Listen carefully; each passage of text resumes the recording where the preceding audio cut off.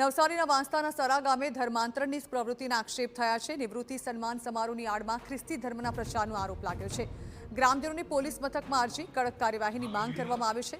આદિવાસી પ્રજાને લાલચ આપી ધર્મ પરિવર્તન કરાતું હોવાના આક્ષેપ થયા છે। મહારાષ્ટ્રના પાસ્ટર દાનિયાલ શિંદે સામે ગ્રામજનોમાં ભારે રોષ વ્યાપ્યો છે। ધરમપુરી અને કેવડી સહિતના ગામમાં વટાળ પ્રવૃત્તિનો દાવો કરાઈ રહ્યો છે।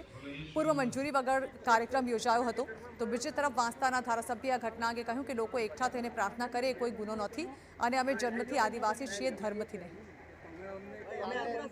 હાલમાં જે અમારા વિસ્તારમાં ઘટના થઈ હતી એ ઘટનામાં કોઈ પ્રાર્થના કરવું તે કોઈ પાપ નથી અને ત્યાં પણ પ્રાર્થના જ થતી હતી। મોહનભાઈ કોકણીની વાત એકદમ સાચી વાત છે। એમણે પણ જે વાત કરી, અમે એ ધર્મ અપનાવ્યો છે, અમે એની રીતભાત એમણે અપનાવી છે અને આદિવાસી જન્મથી જ હોય છે, એ ધર્મથી હોતો નથી।